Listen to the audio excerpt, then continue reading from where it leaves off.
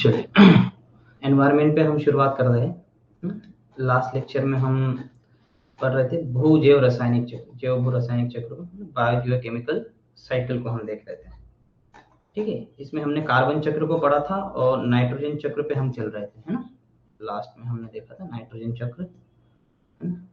उसकी बेसिक चीजें हमने देखी थी कि नाइट्रोजन जो है वो महत्वपूर्ण पोषक तत्वों में से एक माना जाता है ना। हम पादपों के लिए भी जो है वो यूरिया देते हैं, है ना। यूरिया में अमोनिया देते हैं हम, तो उसमें नाइट्रोजन का परसेंटेज लगभग 46 होता है। ये भी आपको ध्यान रखना है, ये कई बार क्वेश्चन पूछा जा चुका है कि नाइट्रोजन में अपना यूरिया में नाइट्रोजन का परसेंटेज कितना होता है। ये चक्र को हमने देखा था किस माध्यम से जो है नाइट्रोजन जो है वो वायुमंडल से पादप जगत में जाता है, पादप से फिर प्राणी में आता है, प्राणी से पुनः से वायुमंडल में यह नाइट्रोजन चला जाता है ना। तो नाइट्रोजन के बारे में हमने कल भी देखा था कि ये अक्रिय गैस न होने के बावजूद भी उस प्रकार से व्यवहार करती है ट्रिपल बॉन्ड के कारण, है ना। तो हमने नाइट्रोजन फिक्सेशन को देखा था, नाइट्रोजन फिक्सेशन अनिवार्य था। हम नाइट्रोजन किस किस चीज में आवश्यक होता है ये देख लेते हैं। किसी जीव का विकास ऊर्जा के साथ साथ उपलब्ध पोषक तत्वों पर भी निर्भर करता है। नाइट्रोजन एक अत्यंत महत्वपूर्ण पोषक तत्व है। यह न्यूक्लिक एसिड यानी कि DNA, RNA, vitamin, protein, enzymes तथा अन्य पोषकीय पदार्थों का अभिन्न अंग है। तो इसके बिना हम इनकी कल्पना भी नहीं कर सकते। क्लोरोप्लास्ट में भी नाइट्रोजन की आवश्यकता होती है।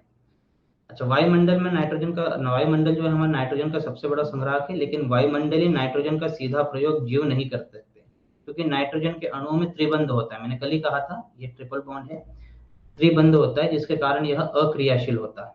ठीक है, नाइट्रोजन का उपयोग करने के लिए इसे नाइट्रेट या अमोनिया में बदलना जरूरी होता है। और जब भी हम नाइट्रोजन को या तो अमोनिया में कन्वर्ट करते हैं या फिर नाइट्रेट में कन्वर्ट करते हैं, तो इस प्रक्रिया को कहा जाता है नाइट्रोजन फिक्सेशन। क्या कहा जाता है? नाइट्रोजन फिक्सेशन कहा जाता है, ये ध्यान में रखना है। तो नाइट्रोजन फिक्सेशन में क्या होता है, नाइट्रोजन को अमोनिया या तो फिर नाइट्रेट में हम कन्वर्ट करते हैं। अब नाइट्रोजन स्थिरीकरण में आप किन किन प्रक्रियाओं के माध्यम से नाइट्रोजन का स्थिरीकरण कर सकते हैं? तो सबसे पहले है आपका नाइट्रोजन स्थिरीकरण जो है, पहला तड़ित एवं वर्षा के कारण, है ना। तड़ित एवं वर्षा के कारण मतलब यानी कि क्या है, लाइटनिंग इफेक्ट जो होता है, जो हम बादल होते हैं, बादलों में जो बिजली चमकती है, तो उसमें बहुत सारी ऊर्जा होती है। और इतनी ऊर्जा जो है वो याद रखना है कि वायुमंडलीय नाइट्रोजन को तोड़कर फिर वर्षा जल के साथ वह नाइट्रेट के रूप में आता है, हमारी धरातल में संचित हो जाता है। और धरातल में संचित होने के बाद फिर उसका उपयोग पादप जगत करता है, और फिर पादप जगत से वह प्राणी जगत में आ जाता है। तो तड़ित की यानी कि वो जो लाइटनिंग इफेक्ट होती है, बिजली चमकती है, उसकी अत्यधिक ऊर्जा के कारण नाइट्रोजन नाइट्रो ऑक्साइड में बदल जाता है, याद रखना है ना। तो नाइट्रो ऑक्साइड में बदल जाता है और फिर वर्षा जल के साथ प्रतिक्रिया कर वह नाइट्रेट के रूप में स्थिर हो जाता है और भूमि में यह चला जाता है। और भूमि में स्थिर होने के बाद फिर इसका उपयोग जो है नाइट्रेट के रूप में सीधा पादप जगत करते हैं। ये तो प्राकृतिक रूप हुआ, प्राकृतिक तौर पर जो लाइटनिंग होती है उसके कारण नाइट्रोजन का स्थिरीकरण होता है। दूसरा है हेबर बॉश तकनीक। हेबर बॉश तकनीक में याद रखना है, यह एक लेबोरेटरी में होने वाली एक प्रक्रिया है, प्रयोगशाला में होती है, जिसमें हम यूरिया वगैरह बनाते हैं खाद के रूप में अमोनिया में कन्वर्ट करके, है ना। तो ये कैसे होता है? तो इसमें याद रखना है, नाइट्रोजन व हाइड्रोजन की अभिक्रिया कराई जाती है, और नाइट्रोजन और हाइड्रोजन की क्रिया करके हम क्या बनाते हैं, अमोनिया बनाते हैं। लेकिन तापमान याद रखना है, 600 डिग्री सेल्सियस से इससे अधिक तापमान पर हम क्या करते हैं, नाइट्रोजन और हाइड्रोजन की अभिक्रिया करके अमोनिया का निर्माण करते हैं, है ना, जिसका उपयोग हम सीधे खाद के रूप में या यूरिया के रूप में हम करते हैं। याद रखना, ये कहलाती है हैबर बॉश तकनीक। तो हैबर बॉश तकनीक में ये याद रखना है, नाइट्रोजन एवं हाइड्रोजन की जो है वो अभिक्रिया कराई जाती है ना। तो याद रखना, इसके लिए तापमान जो है उच्च दाब भी चाहिए रहता है और तापमान भी जो है वो 600 डिग्री सेल्सियस के आसपास चाहिए रहता है। तो इतने तापमान पर यह अभिक्रिया जो है वो प्रयोगशाला में होती है। तो ये कृत्रिम रूप से जो है नाइट्रोजन का स्थिरीकरण कहलाता है। तो हैबर बॉश तकनीक के माध्यम से हम प्रयोगशाला में नाइट्रोजन का स्थिरीकरण कर सकते हैं। जैविक नाइट्रोजन का स्थिरीकरण यानी कि कुछ ऐसे बैक्टीरिया या ऐसे पादप प्रजाति होती है, जैसे शैवाल वगैरह की हम बात कर ले, तो ये ऐसे जीव होते हैं हमारी पृथ्वी पर जो जिनमें ये ऐसे एंजाइम्स पाए जाते हैं कि वो नाइट्रोजन के त्रिबंध को तोड़कर जो है उस नाइट्रोजन से या तो अमोनिया बना सकते हैं या तो फिर वो नाइट्रेट में कन्वर्ट कर सकते हैं, है ना। तो हम इस प्रक्रिया को कहते हैं जैविक नाइट्रोजन स्थिरीकरण।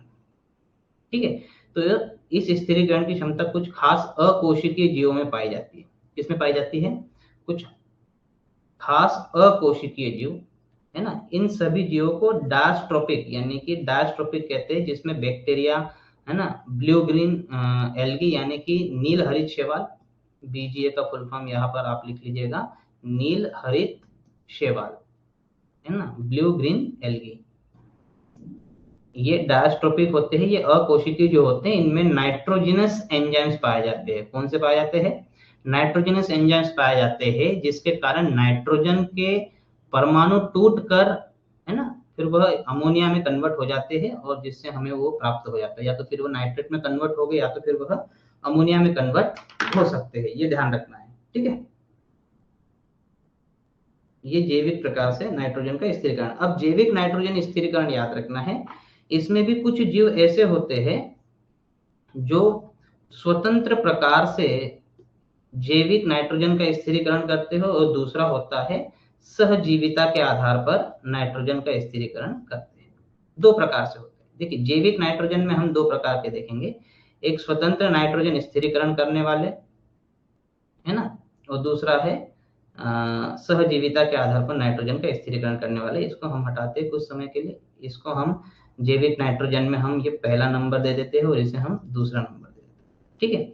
तो जैविक नाइट्रोजन स्थिरीकरण में याद रखना है, दो प्रक्रियाएं होती है, एक स्वतंत्र तरीके से नाइट्रोजन का स्थिरीकरण होता है और दूसरा सहजीविता के आधार पर नाइट्रोजन का स्थिरीकरण होता है। याद रखना, स्वतंत्र तरीके में, स्वतंत्र तरीके से मतलब कैसे, कि ऐसे जीव होंगे जो किसी अन्य पर निर्भर न होकर स्वतंत्र तरीके से, चाहे वो मिट्टी होगी या चाहे वह वायुमंडल होगा, यहाँ से नाइट्रोजन को प्राप्त करेंगे और नाइट्रोजन को प्राप्त करने के बाद उसे स्थिरीकृत कर या तो अमोनिया में कन्वर्ट कर देंगे या तो फिर नाइट्रेट में कन्वर्ट कर देंगे। ये प्रक्रिया कहलाती है स्वतंत्र तरीके से जैविक नाइट्रोजन स्थिरीकरण। मतलब कुछ बैक्टीरिया होंगे, कुछ डायस्ट्रोपिक होंगे, वो क्या करेंगे कि किसी अन्य जीव पर निर्भर नहीं रहेंगे नाइट्रोजन को प्राप्त करने के लिए, और नाइट्रोजन के स्थिरीकरण के लिए किसी अन्य जीव पर आश्रित नहीं रहेंगे। तो किसी अन्य जीव पर आश्रित नहीं है तो ये तो स्वतंत्र हुए। फिर ये तो भाई या तो चाहे वायुमंडल में उपस्थित नाइट्रोजन का इस्तेमाल करे, या तो फिर जमीनी स्तर पर जो नाइट्रोजन उपस्थित है उसका उपयोग कर ले, या तो चट्टानों में या तो मृदा में उपस्थित जो नाइट्रोजन है इसका उपयोग कर ले, या तो वायुमंडल में उपस्थित है नाइट्रोजन उसका उपयोग कर ले। तो ये दोनों ही तरीके से, स्वतंत्र तरीके से वो नाइट्रोजन का स्थिरीकरण कर सकते हैं। अब यहाँ पर दो तरीके हो जाते हैं, क्या वो वायुमंडलीय नाइट्रोजन का इस्तेमाल कर रहे हैं या धरातलीय वायुमंडल का इस्तेमाल कर रहे हैं, है ना। अगर वो वायुमंडलीय नाइट्रोजन का इस्तेमाल कर रहे हैं तो हम उसे कहेंगे स्वतंत्र नाइट्रोजन स्थिरीकरण करने वाले वायवीय जीव, वायवीय जीव कहेंगे ना, क्योंकि वो वायुमंडल से नाइट्रोजन का स्थिरीकरण लेकर नाइट्रोजन का स्थिरीकरण कर रहे हैं। और दूसरा स्वतंत्र तरीके से ही कर रहे हैं, लेकिन वो वायुमंडल में उपस्थित नाइट्रोजन का उपयोग न करके धरातल में जो मृदा में नाइट्रोजन उपस्थित है उसका उपयोग करके उसका स्थिरीकरण कर रहे हैं, तो उसे हम अवायवीय जीव कहते हैं। क्या कहते हैं? अवायवीय, है ना। तो ये याद रखना है, स्वतंत्र तरीके से ही कर रहे हैं, लेकिन स्वतंत्र तरीके से भी दो तरीके से, क्या वो वायुमंडल में उपस्थित नाइट्रोजन का उपयोग कर रहे हैं या तो फिर वह धरातल में या मृदा में उपस्थित नाइट्रोजन का उपयोग कर रहे हैं। अगर वो धरातल में उपस्थित नाइट्रोजन का उपयोग कर रहे हैं तो फिर वो अवायवीय जीव होते हैं, है ना। अवायवीय जीव जो स्वतंत्र तरीके से नाइट्रोजन का स्थिरीकरण कर सकते हैं, और दूसरे होते हैं वायवीय जीव जो स्वतंत्र तरीके से नाइट्रोजन का स्थिरीकरण कर सकते हैं। तो जो वायवीय जीव होते हैं उनमें एनाबिना, नॉस्टॉक, एजिटोबैक्टर, एजिटो है याद रखना, कई लोग एसिटो करके आते हैं, एसिटोबैक्टर सहजीविता के आधार पर होता है गन्ने में, है ना। तो ये होता है एजिटोबैक्टर और एजोस्पाइरिलियम जीवाणु, कुछ विशेष महत्वपूर्ण जीवाणु हैं। ये डायस्ट्रोपिक है, जिनके मैं नाम बता रहा हूँ, जो स्वतंत्र तरीके से वायु में उपस्थित नाइट्रोजन का उपयोग कर स्थिरीकृत करते हैं, है ना। तो उसमें एनाबिना, नॉस्टक, ये शैवाल के रूप है। एनाबिना और नॉस्टक ये मुख्य रूप से याद रखना है कि उर्वरकों के रूप में इस्तेमाल किया जाता है। धान के लिए भी यही महत्वपूर्ण पोषक तत्व होते हैं, है ना। तो शैवाल एक महत्वपूर्ण होता है धान की कृषि के लिए। तो एनाबिना, नॉस्टॉक, ये है एजिटोबैक्टर और एजोस्पाइरिलियम, ये वायवीय नाइट्रोजन का हम स्थिरीकृत करेंगे।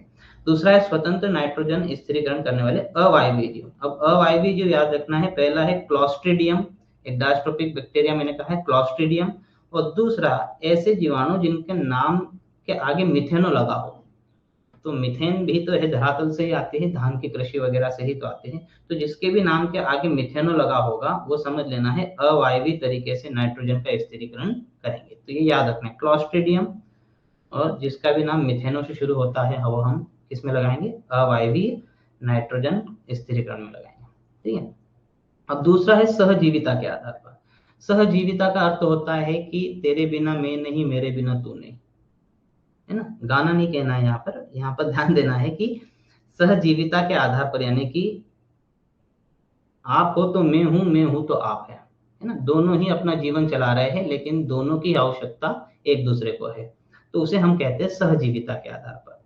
ठीक है। इसमें कुछ बैक्टीरियाज होते हैं जैसे फ्रेंकिया हो गया, तो ये कई पादपों जैसे एंजियोस्पर्म के साथ सहजीविता के आधार पर नाइट्रोजन का स्थिरीकरण करते हैं, है ना। तो एंजियोस्पर्म प्रजाति के जो भी पादप होंगे उसके साथ जो है वो फ्रेंकिया जो होता है वो नाइट्रोजन को पकड़कर उसका स्थिरीकृत करता है, जिसके लिए एंजियोस्पर्म पादप की आवश्यकता होती है। ये बांध कर रखते हैं कुछ चीजों को, जिसके कारण फ्रेंकिया जो है जीवित रहने के लिए फिर नाइट्रोजन को पकड़ेगा, उसको नाइट्रेट में कन्वर्ट करेगा, उसका भी काम हो जाएगा और इससे प्राप्त होने वाला नाइट्रेट जो है यह पादप जगत ले लेगा।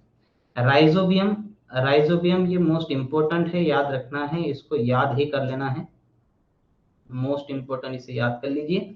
राइजोबियम दलहनों की गांठ में पाया जाता है, इंपॉर्टेंट है, बहुत बार पूछा जा चुका है कि राइबोसोम नहीं बता रहा हूं मैं, राइजोबियम है। ठीक है, ये जीव है, ठीक है, जबकि राइबोसोम जो है वो प्रोटीन फैक्ट्री है, वो एक अलग बात है हमारी कोशिका में। तो राइजोबियम है, ये राइबोसोम नहीं है, राइजोबियम है जो दलहनों की गांठ में पाया जाता है। अब दलहनों की गांठ में अगर पाया जाता है तो आखिर ये क्या करता है, लेकिन पहली चीज कि राइजोबियम जो है वो ऑक्सीजन की अनुपस्थिति में ही नाइट्रोजन का स्थिरीकरण करेगा। किसकी अनुपस्थिति में, नाइट्रोजन की ऑक्सीजन की अनुपस्थिति में ही नाइट्रोजन का स्थिरीकरण करेगा। ठीक है।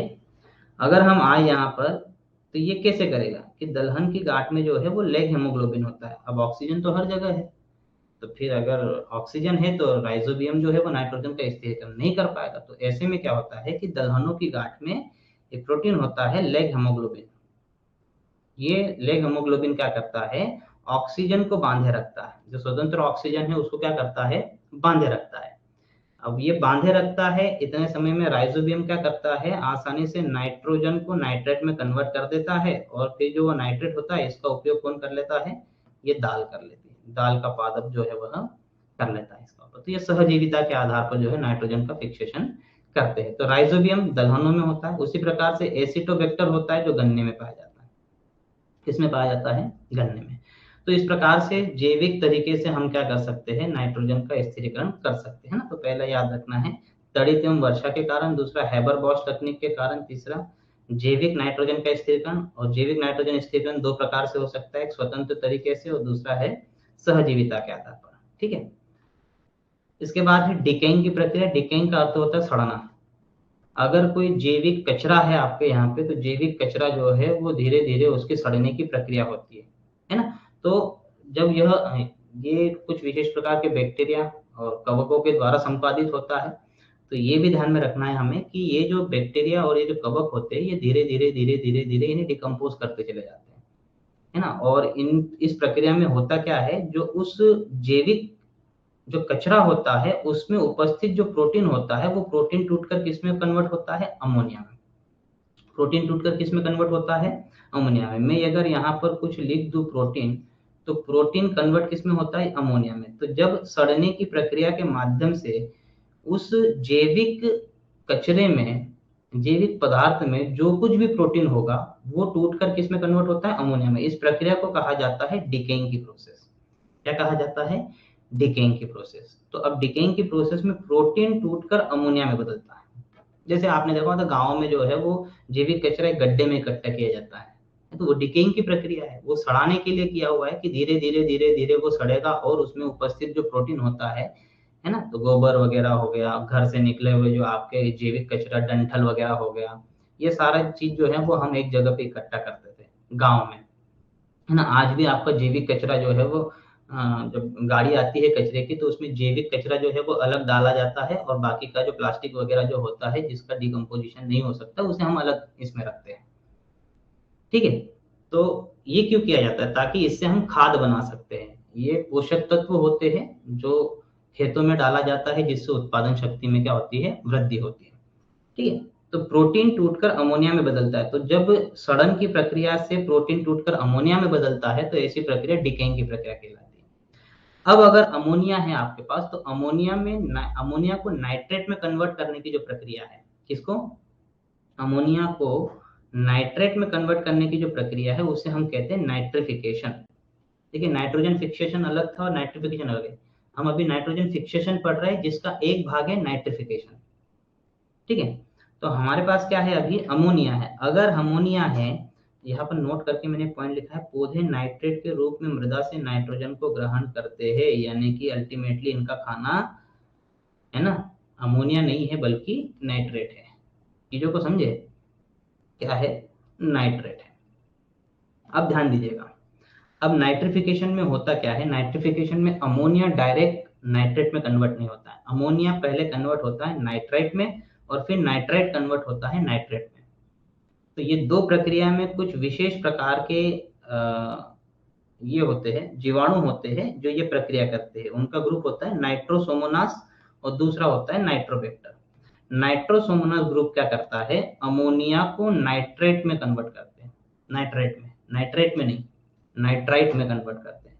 तो नाइट्रोसोमोनास ये जो बैक्टीरिया होते हैं, ये अमोनिया को नाइट्राइट में कन्वर्ट करते हैं, और नाइट्राइट को नाइट्रेट में कन्वर्ट करने वाले होते हैं नाइट्रोबैक्टर। ठीक है। तो याद रखना है, अमोनिया के नाइट्रेट में बनने की प्रक्रिया के दो चरण होते हैं। सबसे पहले नाइट्रोसोमोनास के द्वारा अमोनिया का नाइट्राइट में परिवर्तन होता है, एवं उसके बाद नाइट्रोबैक्टर द्वारा नाइट्राइट का नाइट्रेट में परिवर्तन होता है। ठीक है। अब क्या होता है? ये नाइट्रेट हमें मिल गया। अब इस नाइट्रेट का उपयोग या तो पादप जगत करेगा, तो ठीक है हमारे लिए, क्योंकि पादप जगत से फिर यह जंतु जगत में जाएगा। ठीक है। और दूसरा, या तो यह नाइट्रेट जो है सीधा नाइट्रोजन में कन्वर्ट हो जाए। दो चीजें होती है। अगर नाइट्रेट का उपयोग पादप जगत ने कर लिया, तब तो फिर हमारी साइकिल चल पड़ी, क्योंकि पादप से जो है वो जंतु जगत में आएगा, और फिर जंतु जगत से फिर आगे वापस से पुनः से जहां से वह नाइट्रोजन आया था उसी में हम तब्दील कर देंगे। तो ये चक्र हो गया हमारा जैव भू रासायनिक चक्र। लेकिन ये भी ध्यान में रखना है कि नाइट्रेट पुनः से नाइट्रोजन में कन्वर्ट हो सकता है।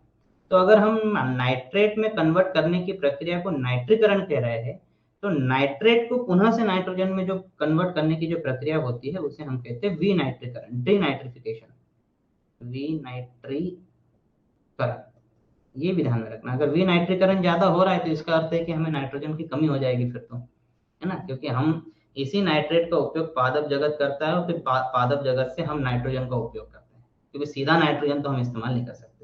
तो ये प्रक्रिया हमें ध्यान में रखनी है कि नाइट्रेट अगर पुनः से नाइट्रोजन में कन्वर्ट होता है तो ऐसी प्रक्रिया विनाइट्रिफिकेशन की। देखो यहाँ पर दिया है, अगर नाइट्रेट नाइट्रोजन में कन्वर्ट होते हैं तो इसके लिए कुछ जिम्मेदार ग्रुप होते हैं बैक्टीरिया का। जो ग्रुप होता है उसे हम कहते हैं सुडोमोनास। सुडोमोनास यानी कि ये छद्म तरीके से बैक्टीरिया होते हैं जो हमारे पीठ पीछे ये काम करते हैं कि नाइट्रेट को हम नाइट्रोजन में कन्वर्ट कर दें।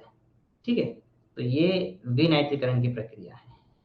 समझ में आ गया? अच्छा समझिए, पहले प्रोटीन टूट कर किस में कन्वर्ट हो रहा है? अमोनिया में। अमोनिया किस में हो रहा है? नाइट्राइट में। नाइट्राइट हो रहा है नाइट्रेट में, और नाइट्रेट पादप का खाना है। सही नहीं सही है? अच्छा, कभी कभार अमोनिया मिल जाता है तो पादपों में वो एंजाइम्स होते हैं कि वह उसको कन्वर्ट करके नाइट्रेट में कन्वर्ट कर ले ना, उसमें प्रतिक्रिया करके जो है वो नाइट्रेट में कन्वर्ट कर ले, और उस नाइट्रेट का उपयोग पादप जगत कर ले।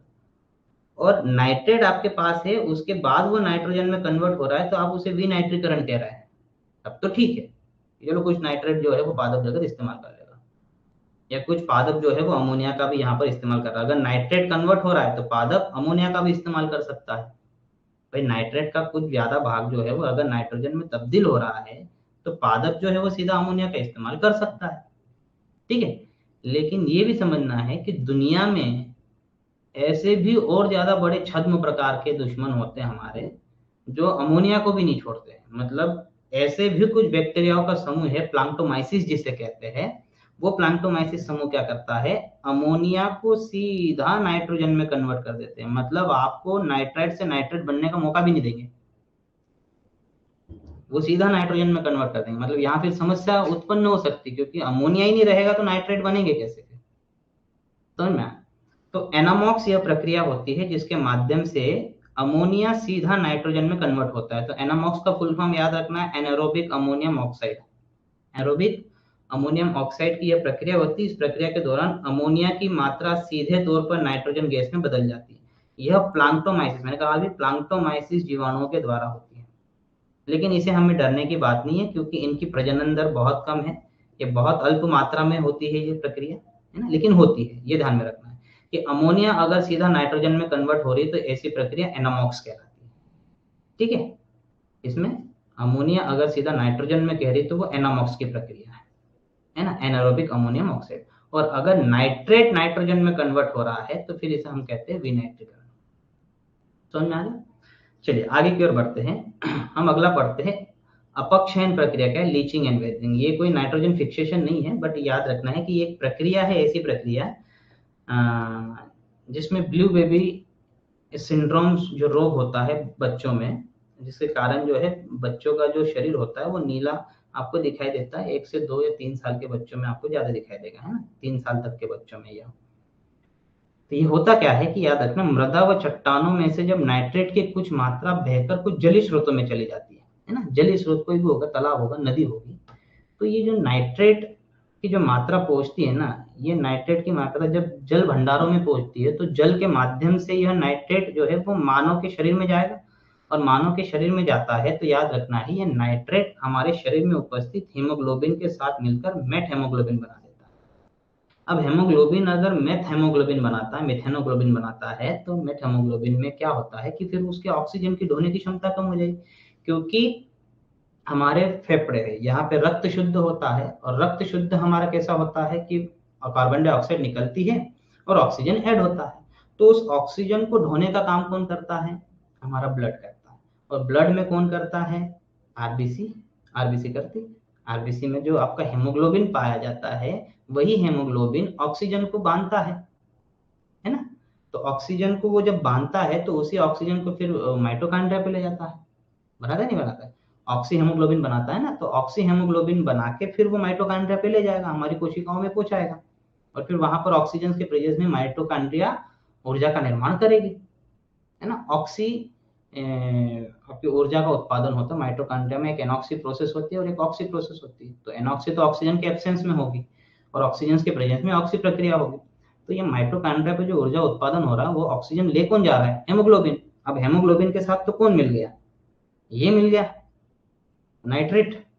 तो मेट हेमोग्लोबिन है तो हेमोग्लोबिन ऑक्सीजन कहाँ से ले जाएगा? और ऑक्सीजन ही नहीं मिलेगा तो फिर समस्या होगी वहां पर ना, आपको ऑक्सीजन की आपूर्ति नहीं होगी, ऊर्जा का उत्पादन नहीं होगा। ऐसे में बालकों में यह रोग ज्यादा देखने को मिलता है, इसे ब्लू बेबी सिंड्रोम कहते हैं। इसीलिए छोटे बालकों में ज्यादा यह देखने को मिलता है, 3 साल तक के बालकों में, जिसके कारण इनका शरीर क्या पड़ जाता है? नीला। नीले पड़ने के कारण इसे ब्लू बेबी सिंड्रोम रोग कहते हैं। ठीक है। नाइट्रोजन स्थिरीकरण में मोलिब्डेनम तत्व अहम भूमिका निभाता है, ये भी ध्यान में रखना है, नोट करके मैंने लिखा हुआ है। मोलिब्डेनम तत्व जो होता है वह स्थिरीकरण में महत्वपूर्ण भाग निभाता है, रोल अदा करता है। तीसरा है फास्फोरस चक्र, है ना। अगर आप फास्फोरस चक्र को देखेंगे तो फास्फोरस चक्र में याद रखना है कि मैं आपको ये बता दूं कि फास्फोरस जो है वह वायुमंडलीय गैस के रूप में नहीं है। अगर आप कहोगे कि भाई फास्फोरस वायुमंडलीय गैस के रूप में है, तो नहीं है, वो कण के रूप में, अगर वायुमंडल में भी है तो धूल कण के रूप में है ना, याद रखना है। इसीलिए इस चक्र को याद रखना है चट्टानी चक्र या मृदा चक्र के नाम से भी जाना जाता है, क्योंकि फास्फोरस जो है वह चट्टानों में उपस्थित है, मृदा में उपस्थित है। और फास्फोरस है तो याद रखना है क्योंकि आपके शरीर के लिए भी यह, हाँ, सभी जीव जो भी होगा, पादप जगत होगा, जंतु जगत होगा, सभी के लिए फास्फोरस अत्यंत महत्वपूर्ण होता है। क्योंकि अगर हम नाइट्रोजन से वृद्धि को देख रहे हैं, ग्रोथ को देख रहे हैं, तो फास्फोरस भी ग्रोथ प्लस डेवलपमेंट के लिए बहुत अनिवार्य होता है। और डेवलपमेंट तभी हो सकता है जब आपके शरीर में ऊर्जा हो, और हमारे शरीर में ऊर्जा जो है वो एटीपी के रूप में है। तो एटीपी का फुल फॉर्म क्या है? एडिनोसिन ट्राइफॉस्फेट, यही तो है। हम फॉस्फेट के रूप में ही तो ऊर्जा को संचित कर रहे हैं हमारे शरीर में। और दूसरी चीज ये है कि आप डीएनए का स्ट्रक्चर देखते हो, आरएनए का स्ट्रक्चर देखते हो, तो डबल हेलिक मॉडल आप देखे होंगे डीएनए का।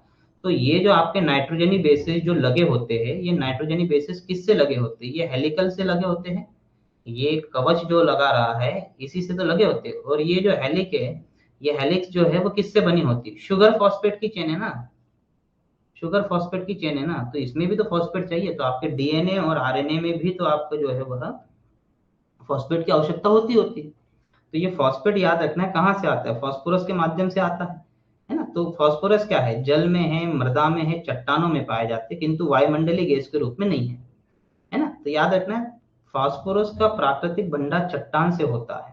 मृदा में फास्फोरस का प्रमुख स्रोत एपेटाइट खनिज होता है। अगर मृदा में हम अगर फास्फोरस देख रहे हैं तो प्रमुख खनिज कौन सा होता है फास्फोरस के लिए, तो वो एपेटाइट होता है ना। लेकिन याद रखना है एक चीज और ध्यान में रख लीजिए कि अगर हम फास्फोरस चक्र की बात कर रहे हैं तो फास्फोरस जो है वो मृदा से ही हमें प्राप्त होगा, इसलिए मृदा के माध्यम से ही वह एक जीव से दूसरे जीव में ट्रांसफर होगा, और ट्रांसफर होके फिर से वह मृदा में आएगा, फिर से मृदा से वो पादप में आएगा। बाकी अन्य जो है वो वायुमंडलीय गैस के रूप में भी है, अन्य चीजों से भी हम ले सकते हैं।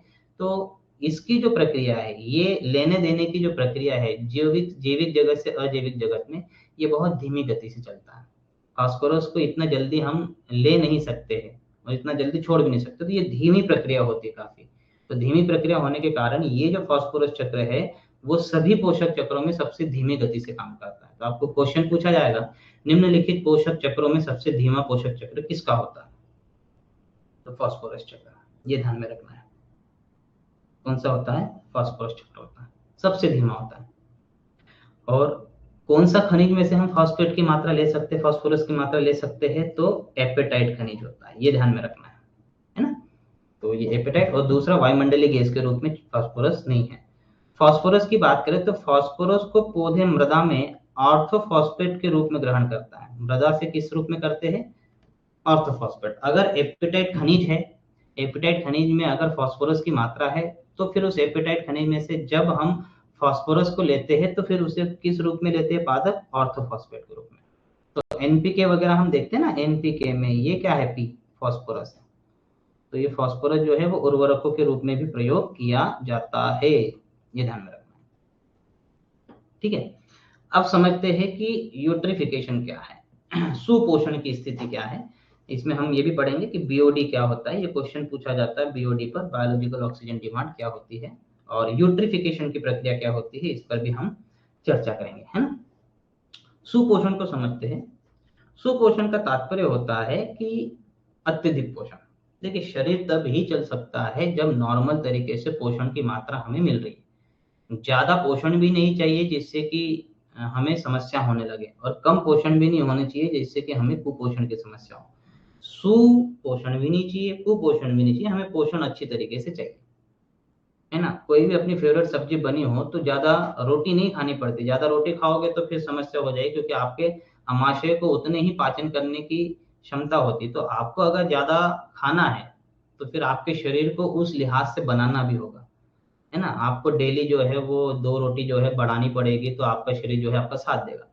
नहीं तो आप नॉर्मली जो है वो 3 रोटी खाते हो और अचानक से अगर आपकी पसंदीदा सब्जी आ जाती है, कुछ चीजें आ जाती हैं, तो आप 3 की जगह पे 5, 6, 7 रोटी खा लेते हो और ये चलने लग जाते हो, फिर कहते हो कि यार चलने जाना पड़ेगा। वो आपका आमाशय को आदत नहीं थी ना, उतनी ही आदत थी, उतने ही भोजन को पचाने की आदत थी। तो अगर आप आवश्यकता से ज्यादा करोगे तो फिर जो जठर ग्रंथियां होती है, वो जठर ग्रंथियां जो है वो जठर रस को छोड़ेगी, है ना। तो जठर रस जो है अनियंत्रित दशाओं में कार्य करेगा और खट्टे डकारे आएगी, एचसीएल निकालता है। अब अम्ल निकालेगा तो डकारे तो खट्टी आएगी और अब कहेंगे कि एसिडिटी हो गई, है ना। तो जितना आमाशय की वो जो जठर ग्रंथियां होती है, जितना नियंत्रित दशा में वो कार्य करता है, आपका शरीर भी अच्छी तरीके से पाचन करेगा।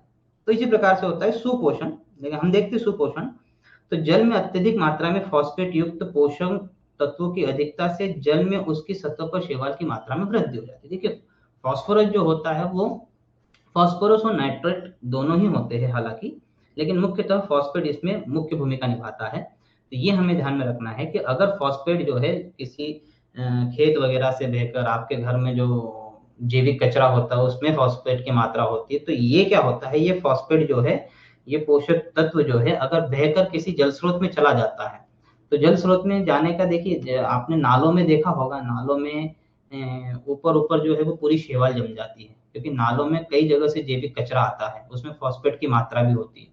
तो फॉस्फेट जितना ज्यादा होगा, शैवाल वगैरह वो उतनी ज्यादा वृद्धि करते हैं, इसी को सुपोषण कहा जाता है। जितना फॉस्फोरस मिलेगा उतना वृद्धि करेगा। फिर एक वक्त क्या आएगा, पूरे जलीय स्तर पर क्या हो जाएगा, शैवाल की एक परत ऊपर की ओर जम जाएगी, और शैवाल की परत अगर ऊपर की ओर जम जाती है तो शैवाल के नीचे जो जल होता है उसका वायुमंडल से कांटेक्ट टूट जाता है, और वायुमंडल से अगर कांटेक्ट टूट जाएगा तो फिर वह ऑक्सीजन लेगा कहां से, वो जल। और जल में अगर ऑक्सीजन नहीं घुली है तो फिर जल में उपस्थित जीव कौन से ऑक्सीजन का उपयोग करेंगे। अगर उन्हें ऑक्सीजन मिल ही नहीं रही है जल के अंदर, ये किस कारण से हो रहा है, सुपोषण के कारण, क्योंकि शैवाल पूर्ण रूप से जल चुकी है। इसे हम कहते हैं एल्गी बूम की घटना। शैवाल में अतिशय वृद्धि का होना क्या होता है, एल्गी बूम। क्या होता है, एल्गी बूम, है ना। इसे हम सुपोषण भी कहते हैं। इस प्रक्रिया को हम क्या कहते हैं, सुपोषण कहते हैं, जिसमें फॉस्फेट की अधिकता के कारण शैवाल तेज गति से वृद्धि करने लग जाते हैं। तो एल्गी बूम की घटना में क्या होगा, सुपोषण की स्थिति में क्या होगा, शैवाल पूर्ण तरीके से वो जलीय स्तर पर आ जाते हैं, जल के स्तर पर, जिससे कि जल का सीधा संपर्क जो है वायुमंडल से कट जाता है।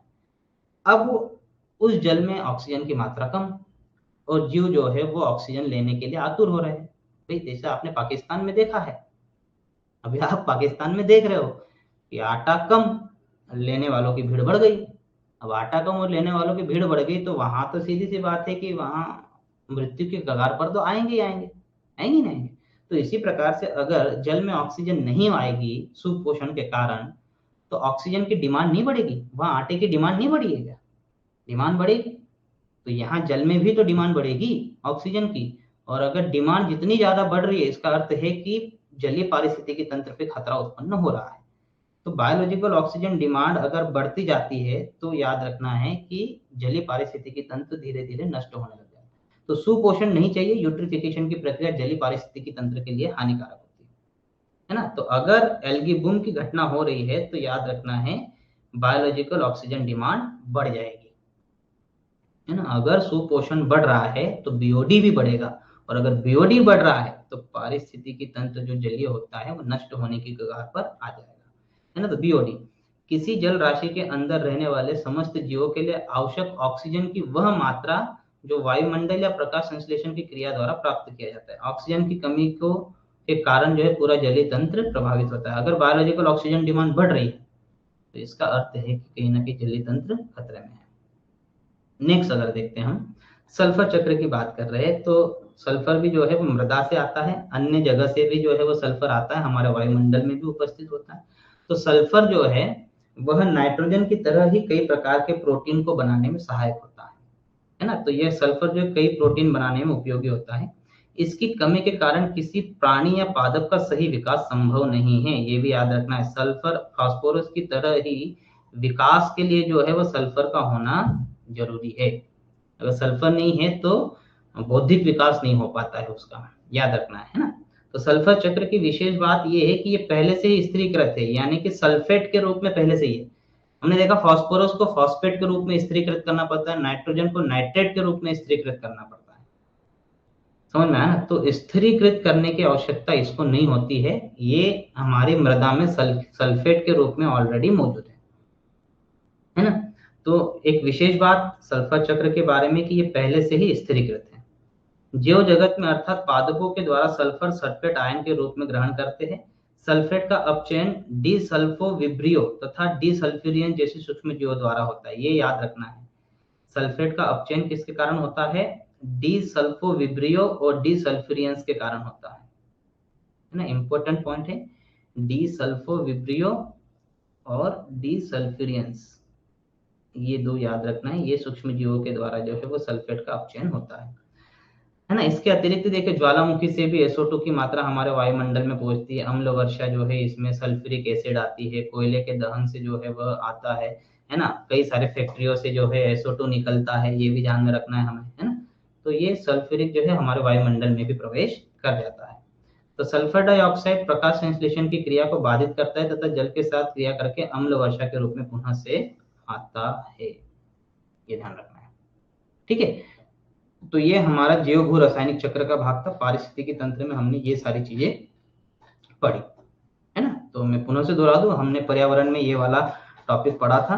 अगर मैं ऊपर की ओर जाऊं तो आपको यहाँ मिलेगा एक चार्ट, तो हमने पारिस्थितिकी तंत्र के घटक देखे पूरा, उसमें हमने पर्यावरण को भी पढ़ा, उसमें जैविक घटक, उत्पादक क्या होते हैं, उपभोक्ता क्या होते हैं, अपघटक क्या होता है, ये हमने पढ़ा, है ना।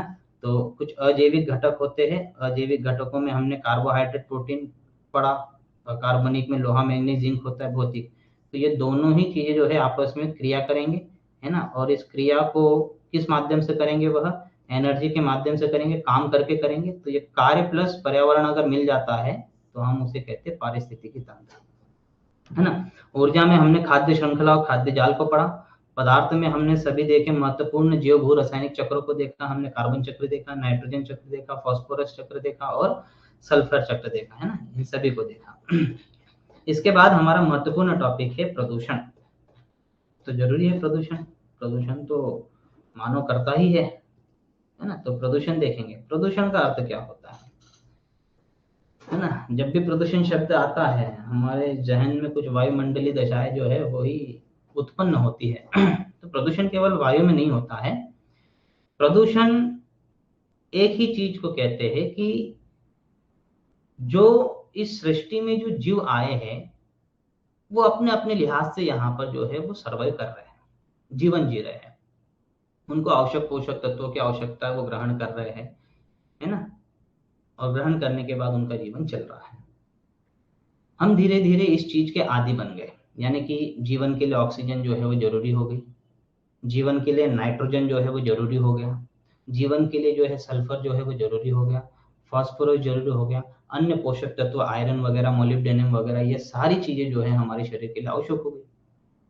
लेकिन एक पर्टिकुलर चीज में, है ना, मैंने कहा ना कि अभी अगर आपको धीरे धीरे आपने क्या किया है कि आपके शरीर को जो है वो 4 रोटियों वाला बना दिया है ना। 4 रोटी आप खा रहे हो तो आपका शरीर जो है वो अच्छा रहेगा। हेल्दी फूड खा रहे हो, आपने जीवन में डाइट बनाई है, एक दिन ये खाना है, दूसरे दिन ये खाना है, तीसरे दिन का, तो आपका जीवन बड़ा अच्छे से चलेगा।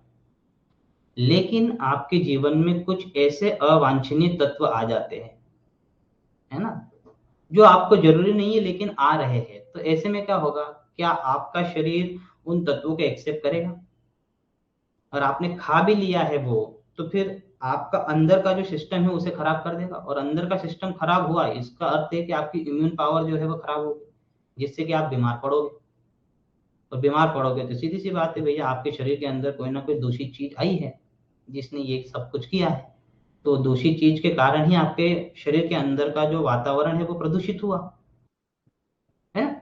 तो प्रदूषण क्या होता है कि अगर आप मुख्यतः याद रखना, वातावरण में 3 चीजें महत्वपूर्ण होती है, जलमंडल, स्थल मंडल और वायुमंडल, यही 3 है। तो वातावरण में तो यही 3 है, इसी से हमारा वातावरण बना है। जीवमंडल भी इन्हीं को 3 को मिलकर बना हुआ। अगर हम जीवमंडल में रह रहे हैं तो यही 3 हमारे आसपास है सबसे बड़े, है ना। बाकी अन्य भौतिक भौतिक कारक भी होते हैं, वो भी प्रदूषित होते हैं, जिसके कारण हमें नुकसान होता है। लेकिन बड़ी चीज तो यही है, वायुमंडल है, स्थल मंडल है और जलमंडल है। तो जब वायु, मृदा और जल के भौतिक, रासायनिक या जैविक लक्षणों में अवांछनीय परिवर्तन, देखिए वांछनीय परिवर्तन हो रहा है जो हमें जरूरी है, तो ये कोई प्रदूषण थोड़ी ना रहेगा। जो जरूरी है उसके कारण प्रदूषण थोड़ी ना होगा। लेकिन अवांछनीय पोषक तत्व यदि कोई आ जाते हैं, ऐसे अवांछनीय तत्व अगर आ जाते हैं, है ना, जिसके कारण जो है कहीं ना कहीं जैविक जगत को खतरा उत्पन्न हो जाता है, हमारा जीव मंडल, हमारे जीव मंडल को जो है वह, उस पर जो है संकट उत्पन्न हो जाता है, तो हम उसे क्या कहते हैं, प्रदूषण कहते हैं, है ना। यही है प्रदूषण कहते हैं। और ये प्रदूषण किसके कारण हो रहा है, जो अवांछनीय तत्व है उन्हीं के कारण हो रहा है ना। अवांछनीय तत्व है जो हमें जरूरत नहीं है, उन्हीं के कारण हो रहा है ना। तो उन तत्वों को क्या कहेंगे जिसके कारण प्रदूषण हो रहा है, उन्हें कहेंगे हम प्रदूषक। क्या कहते हैं, प्रदूषक, पॉल्यूटेंट, है ना। पॉल्यूशन किसके कारण होता है, पॉल्यूशन होता है पॉल्यूटेंट्स के कारण। अब पॉल्यूटेंट्स वो कहीं पर भी हो सकते हैं, वायुमंडल में उपस्थित हो सकते हैं, जलमंडल में उपस्थित हो सकते हैं, स्थल मंडल में उपस्थित हो सकते हैं। तो ये पॉल्यूटेंट्स के कारण याद रखना है कि प्रदूषण होता है। अब अगर हम देखें कि वातावरण प्रदूषण के प्रकार क्या है, तो वातावरण को प्रभावित भाग के, वातावरण के प्रभावित भाग के आधार पर, वातावरण में कितनी चीज देखे हमने, वायु, स्थल और जल। तो वायु प्रदूषण हो गया, जल प्रदूषण हो गया, भूमि प्रदूषण, ये वातावरण के प्रभावित भाग के आधार पर हम प्रदूषणों के प्रकार देख रहे हैं। भौतिक गुण के आधार पर देखें तो जैसे हो सकता है ध्वनि प्रदूषण, रेडियो एक्टिव प्रदूषण, तापीय प्रदूषण, ये सब किस में आएंगे, तापीय प्रदूषण, ये सब किस में आते हैं, ये आते हैं भौतिक गुणों के आधार पर अगर हम प्रदूषण को देख रहे हैं। प्रभाव या स्वरूप के आधार पर यदि देख लिया जाए तो वो दो प्रकार के होते हैं, प्राथमिक प्रदूषण और द्वितीयक प्रदूषण, है ना। अब आप समझो प्राथमिक प्रदूषण क्या होता है ना, सोच रहे होगे द्वितीय प्रदूषण आखिर क्या होता है। तो सबसे पहले ये समझे, भौतिक गुण के आधार पर ध्वनि प्रदूषण हो सकता है, रेडियो एक्टिव प्रदूषण, नाभिकीय प्रदूषण हो सकता है, तापीय प्रदूषण हो सकता है। ये भौतिक गुण के आधार पर है, हमारे वातावरण में जो कुछ भौतिक चीजें होती है उनके कारण होता है, ठीक है। अब प्रभाव या स्वरूप के आधार पर प्राथमिक प्रदूषण, अब किसे कहेंगे प्राथमिक प्रदूषण, तो प्राथमिक प्रदूषण याद रखना है कि कुछ ऐसे प्रदूषक होते हैं जो वातावरण में, अब वातावरण कुछ भी हो सकता है, या तो जल हो सकता है, या वायु हो सकता है, या स्थल हो सकता है। अगर कोई प्रदूषक है और वो आपके वातावरण में प्रवेश कर रहे हैं और वातावरण को सीधा प्रभावित कर रहे हैं, सीधा प्रभावित, ऐसा नहीं है कि पहले वातावरण में प्रवेश किया फिर कोई और चीज बनाई, और चीज बना के वो दूसरी चीज जो है फिर वातावरण को प्रभावित कर रही है, तो ऐसा नहीं। अगर जैसे मान लेते हैं कि भाई सल्फर डाइऑक्साइड है, ये कल कारखानों से निकलकर सीधा वायु में जाता है, और वायु जो है हम वो सीधा इनहेल करते हैं, अंदर लेते हैं, और वो सल्फर डाइऑक्साइड जो है हमारे शरीर के अंदर जाकर हमारे मेटाबॉलिज्म सिस्टम को प्रभावित करती है, हमें उल्टी वगैरह की जो है वो हृदय संबंधित जो है विकार उत्पन्न हो जाते हैं। तो ये प्रदूषण से सीधा इफेक्ट हुआ ना, सीधा इम्पेक्ट हमारे इसमें हुआ ना, तो उसने वायु को सीधा प्रभावित किया। आई बात समझ में। तो ये SO2 हो गया, कार्बन मोनोऑक्साइड हो गए, ये सब क्या है ना, नाइट्रोजन के ऑक्साइड्स हो गए, ये सब क्या है, ये प्राथमिक प्रदूषक है, ये सीधे वातावरण में प्रवेश करके वातावरण को प्रदूषित करने का काम करते हैं, है ना। आर्सेनिक हो गया, लेड हो गया, ये सीधे जल में प्रवेश कर रहे हैं, उसे प्रदूषित कर रहे हैं। सीधे वायु में लेड आ रहा है, वो हमें प्रदूषित कर रहा है ना। तो ये याद रखना है, उसे हम कहते हैं प्राथमिक। यह विभिन्न स्रोतों द्वारा वातावरण में सीधे प्रवेश करते हुए अपना प्रभाव दिखाने लगते हैं, तो उसे हम क्या कहते हैं, जैसे नाइट्रोजन के ऑक्साइड हो गया, सल्फर डाइऑक्साइड हो गया, कार्बन मोनोऑक्साइड हो गया, कार्बन डाइऑक्साइड हो गया, प्लास्टिक हो गया, कई एरोजोल्स होते हैं वो हो गए, या कोई कण होते हैं, पार्टिकल्स होते हैं, जैसे आप इंडस्ट्री में अगर कहीं लोहे की कटाई चल रही है तो कटने के बाद कुछ पार्टिकल्स होते हैं, माइक्रॉन्स में होते हैं, वो वायुमंडल में सस्पेंस हो जाते हैं, तो वो वायुमंडल में श्वसन के माध्यम से तो जाते हैं ना, और अपना प्रभाव सीधा दिखाते हैं, तो उसे भी हम क्या कहते हैं, प्राथमिक प्रदूषण। अब हो सकता है कि कुछ प्राथमिक प्रदूषक जो होते हैं वो प्राथमिक प्रदूषण को जिम्मेदार होते हैं, प्राथमिक प्रदूषक प्राथमिक प्रदूषण करेंगे। अब कुछ प्राथमिक प्रदूषक ऐसे होते हैं उनमें कुछ अभिक्रियाएं होती है, और अभिक्रिया करके वो दूसरा कोई प्रदूषक बना रहे हैं, और वो दूसरा प्रदूषक जो है फिर वातावरण को प्रदूषित कर रहा है, तो हम उसे कहते हैं द्वितीय प्रदूषण। जैसे हम अगर कहें कि नाइट्रोजन के जो ऑक्साइड्स है वो हमारे वायुमंडल में जाकर जो है वो पानी के साथ प्रतिक्रिया करके नाइट्रिक एसिड बनाएगा। कैसे बनेगा वो बाद में देखेंगे जब अम्ल वर्षा पढ़ेंगे। तो नाइट्रिक एसिड बनाएगा, ये नाइट्रिक एसिड फिर अम्ल वर्षा के रूप में हम तक आएगी, और अम्ल वर्षा जो है हमें नुकसान पहुंचाएगी। तो नाइट्रिक एसिड सीधा बना क्या, नहीं, पहले नाइट्रोजन के ऑक्साइड आए, फिर नाइट्रोजन के ऑक्साइड में प्रतिक्रिया हुई, फिर नाइट्रिक एसिड आया, SO2 हो गया, है ना। सल्फर डाइऑक्साइड ऊपर जाकर प्रतिक्रिया करेगा, तब जाके सल्फ्यूरिक एसिड बनेगा, सल्फ्यूरिक एसिड बनेगा ना, H2SO4 बनेगा। तो सल्फ्यूरिक एसिड जब बन रहा है, तो ये सल्फ्यूरिक एसिड हमारे धरती पर आ रहा है और फिर हमें प्रभाव उत्पन्न कर रहा है, कि सीधा बना के नहीं, प्राथमिक प्रदूषकों के द्वारा ये बना है ना, तो इस इनके द्वारा होने वाला प्रदूषण क्या कहलाएगा, द्वितीय प्रदूषण कहलाएगा, है ना, द्वितीय प्रदूषकों के द्वारा। तो द्वितीय प्रदूषकों में कौन आएगा, जो प्राथमिक प्रदूषकों के द्वारा निर्मित होते हैं, है ना। इसमें धूम्र कोहरा भी शामिल हो जाता है। धूम्र कोहरा क्या होता है, फोटोकेमिकल स्मोक, जब हम पैन पढ़ेंगे तब आपको पता चल जाएगा, है ना। तो याद रखना कि द्वितीय प्रदूषक कहलाता है।